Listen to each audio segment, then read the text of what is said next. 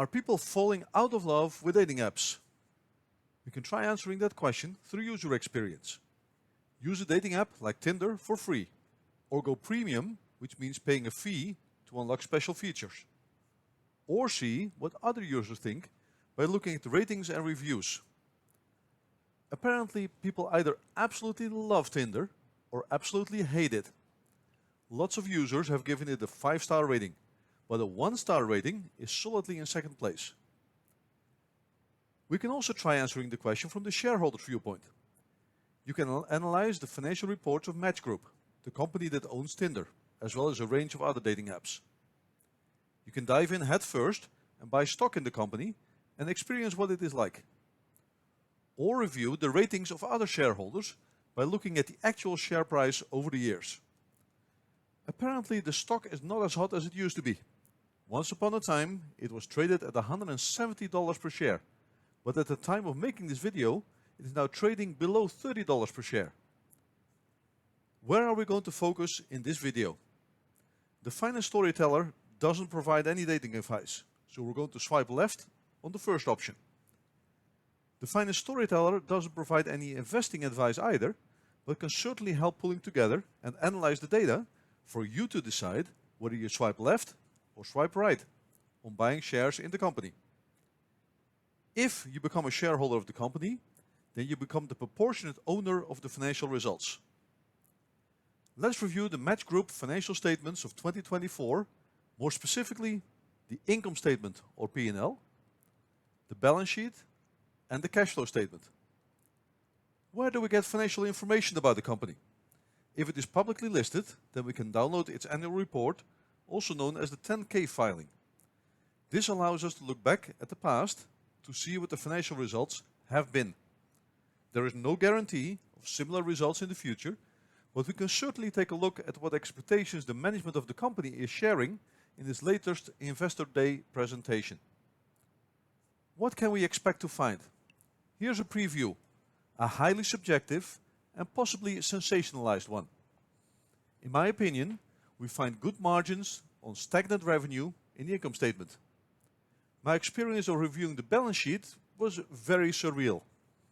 And the cash flow statement seems to show that returns to shareholders are very large, possibly to the point of getting excessive. Let me back up each of these statements with data. The most common way to review financial statements is to start with the profit and loss statement. We dive deep into the top line, revenue. Revenue was nearly $3.5 billion for Match Group in 2024.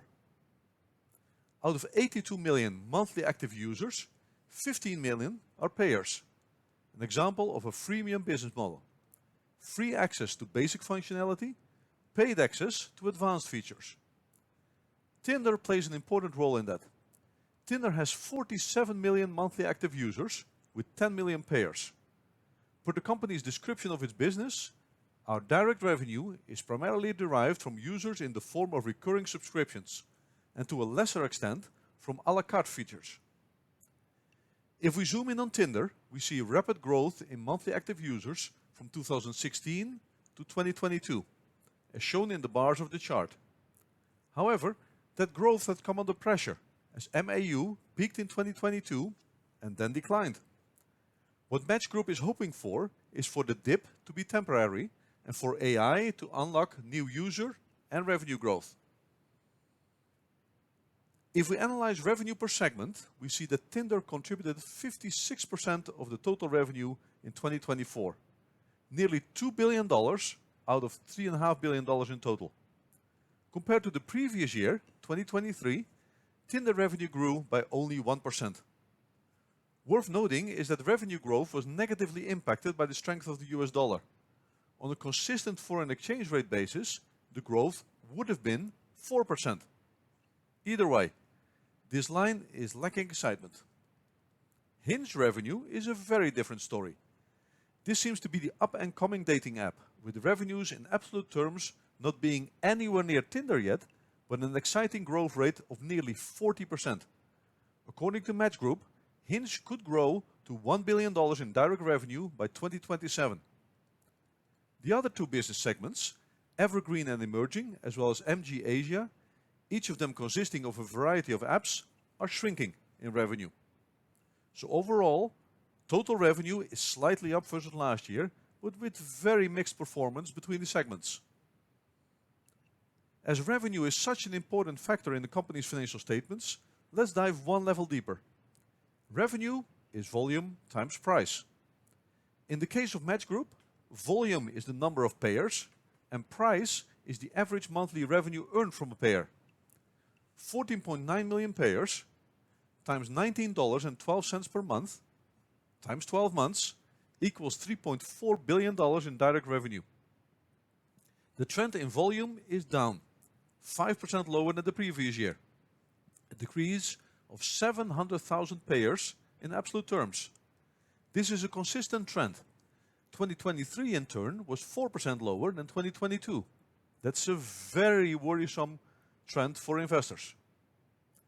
Price, or more accurately the average spend per payer, is up 8% versus prior year. So the revenue increase of 3% is the function of a drop in number of payers by 5%, more than offset by an increase in average spend per payer of 8%. So is the future looking any brighter? That's where the financial outlook from the Investor Day presentation comes in. According to the company's management, 2025 revenue will be flat versus 2024. 2026 could be up mid-single digit, which means somewhere around 4 to 6%. And 2027 could be up mid to high single digit, which equates to 5 to 9%. Looks to me like a classic hockey stick forecast, with much of the growth occurring in the outer years. A very meaningful subtotal in the review of an income statement is the line called operating income. You get there by taking revenue and deducting operating costs and expenses. In 2024, Match Group made $823 million of operating income on revenue of nearly $3.5 billion. On a relative basis, operating income is 24% of revenue. To analyze operating income, put multiple years of financial data side by side. Oldest year on the right, latest year on the left. Operating income was $515 million in 2022, went up to $917 million in 2023, and then came down to $832 million in 2024. What is driving those swings? One way to find out is by converting the income statement data to relative values. Express the values in each line as a percentage of revenue. This method of financial statement review is called vertical analysis. Revenue for each of the years is 100% of itself. The largest 4 line items in operating costs and expenses are cost of revenue, selling and marketing expense, general and administrative expense, and product development expense. While those last 3 lines are self-explanatory, the first line of cost of revenue may need a bit of clarification, as the type of expenses that go in there can be very specific to a company's operating model. In the case of Match Group, cost of revenue consists of compensation expense for personnel in data center and customer care functions, in-app purchase fees, which are the monies paid to Apple and Google in connection with the processing of in-app purchases through the payment systems, hosting fees, credit card processing fees, and rent, energy, and bandwidth costs associated with data centers. Let's start from the bottom of the page in our analysis. Which year looks slightly out of place in the trend of operating income percentages? That's right, 2022. The line impairments and amortization of intangibles includes a one-off $316 million charge, which is equivalent to 10% of revenue. Operating income would have been 26% excluding this one-off charge. Now we have a more meaningful apples-to-apples comparison between the years. Any trends that we need to emphasize? At first sight, depreciation seems to increase dramatically, but that's mostly a rounding effect. The increase does not look so dramatic if we go to percentages with 1 decimal. One of the main factors leading to some margin erosion over the years is the step-by-step increase of product development expense. However, when you think about this from a big picture perspective, product development expense now could lead to an improved competitive position of the company's products in the future and additional revenue growth as a result. So it's not necessarily a bad thing. Moving further down the P&L, when we deduct interest expense as well as the income tax provision and add other income, we get to net earnings. In 2024, Match Group made $551 million net earnings on revenue of nearly $3.5 billion. On a relative basis, net earnings are 16% of revenue. For every dollar of revenue, there's on average 16 cents of net profitability. What does all of this mean for the shareholder? If you own shares of a company, your part of the total pie is represented in red, while all other shareholders are represented in blue. The metric we use to split the total earnings over the total number of shares is called earnings per share, or EPS. This number is found at the very bottom of the P&L and is calculated for Match Group in 2024 by taking $551 million net earnings divided by 260 million shares. The outcome? $2.12 earnings per share. For 2023, the calculation was $652 million net earnings divided by 276 million shares, which equals $2.36 of earnings per share. 2024's EPS is 10% lower than the year before, even though net earnings have declined by 15%. How can that happen? What we will see when we review the balance sheet and the cash flow statement is that the company is buying back a lot of its own shares. As a result, the share count in 2024 was 6% lower than that in 2023. A 15% decline in net earnings, combined with a 6% decline in share count, leads to an EPS decline of 10%. Net income in the numerator, down significantly. Number of shares in the denominator, down slightly. Leads to EPS being down not as significantly. This denominator effect of share buybacks is widespread in the business world. Have a look at Apple for another example. The denominator effect can help EPS grow faster than profitability is growing. It can help EPS to grow when profitability is flat, or it can help EPS not to decline as fast as profitability is declining. If we take one more look at the Match Group financial outlook from the Investor Day presentation and combine the revenue outlook with the statements around margin expansion and share repurchases, then earnings per share might still grow significantly despite the modest revenue growth expectations. My subjective opinion on the income statement: good margins on stagnant revenue. Onward to the balance sheet, which I find surreal. A balance sheet is like a picture at a point in time of what a company owns and what it owes. Here's the high-level balance sheet for the end of 2024. Assets on the left, liabilities and equity on the right. Both sides of the balance sheet add up to the same number of nearly $4.5 billion. One thing jumps out immediately: negative equity. Negative shareholder capital on the balance sheet. How can that happen? There's a very logical, technical explanation for it. Liabilities exceed assets.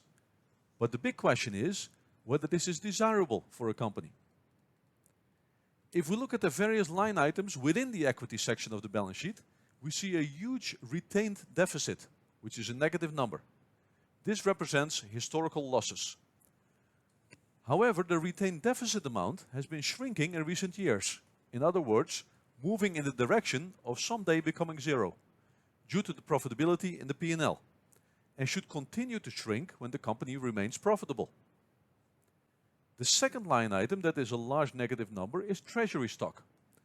This line has been developing in the opposite direction, moving away from zero, becoming more negative.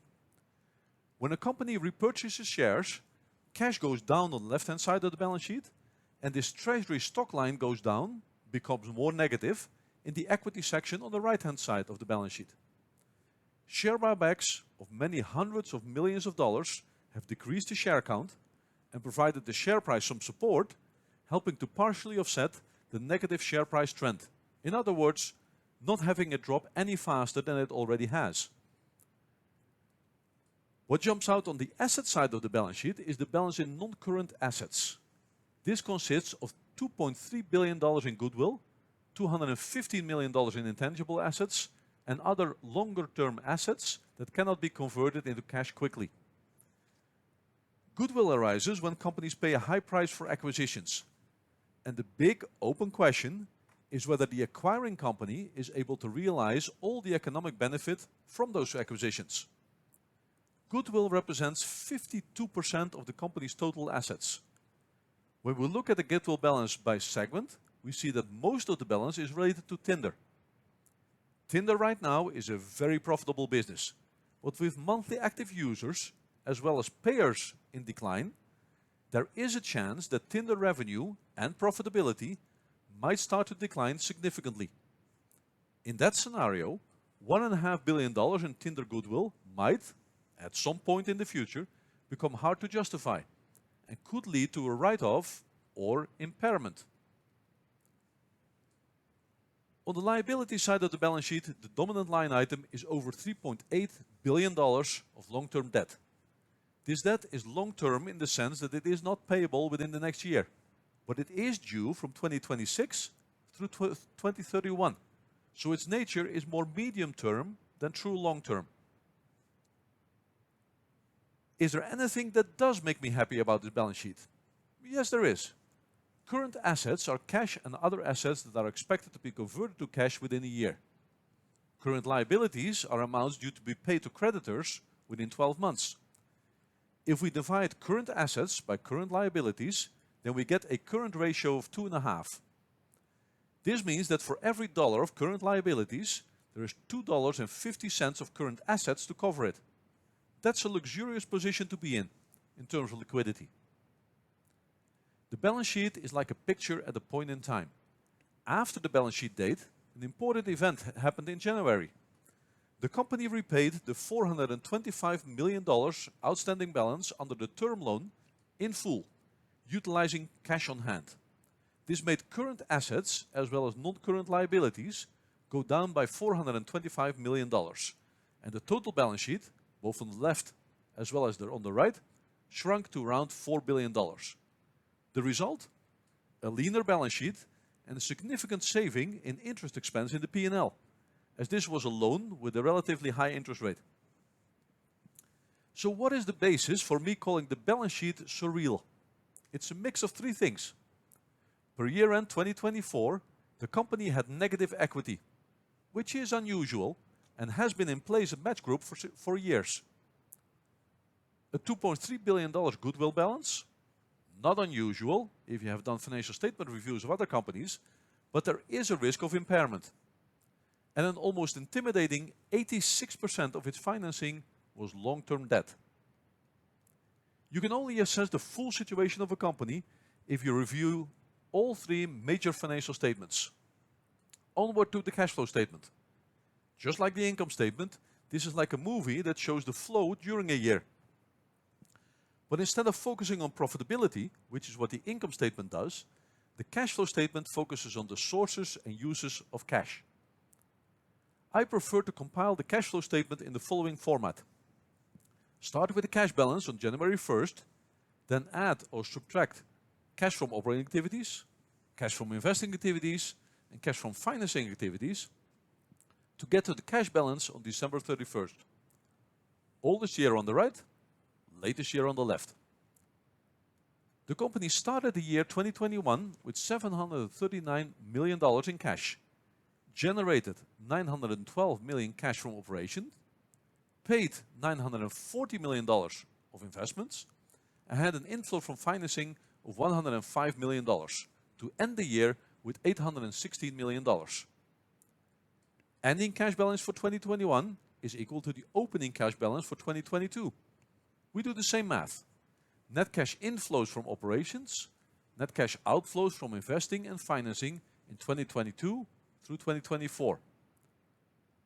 When we look at cash from operating activities, we see a solid high cash inflow, with some timing of payments affecting the split between 2021 and 2022.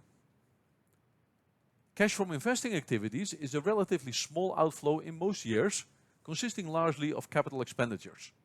The obvious outlier here is 2021, when the acquisition of the HyperConnect company and its apps Azar and Hakuna Live generated an $860 million cash outflow in cash from investing activities. The cash from financing activities section in the latest 3 years has a huge cash outflow, a negative number, between brackets, mostly due to the purchase of treasury stocks. In other words, share buybacks. If we look at 2023 and 2024, we see a company mature in its cash flow pattern. Inflows in cash from operations, easily covering both investing and financing outflows of cash. The cash flow statement going forward might change. According to the Investor Day presentation, the company wants to deploy at least 100% of free cash flow for capital return. Free cash flow being CFOA minus CapEx, and capital return being the sum of share repurchases and dividends. The Investor Day presentation announced a new $1.5 billion share repurchase authorization, ready to succeed the current share purchase plan once it is completed. In addition, shareholders will now also get cash in hand, 19 cents of dividend per quarter, 76 cents per year. Introducing a dividend could attract a totally new group of investors, those that are looking for dividend yield rather than stock appreciation. Those Investor Day statements combined lead me to my subjective conclusion that returns to shareholders might start becoming excessive. What I think we have found is good margins on stagnant revenue in the P&L, a somewhat surreal balance sheet, and a cash flow statement showing an excessive focus on capital returns. Now it's time for you to swipe. Do you swipe left on both the Tinder app as well as the shares of its parent company? Do you swipe right on both? Or swipe one to the left and the other to the right? Let me know, and let's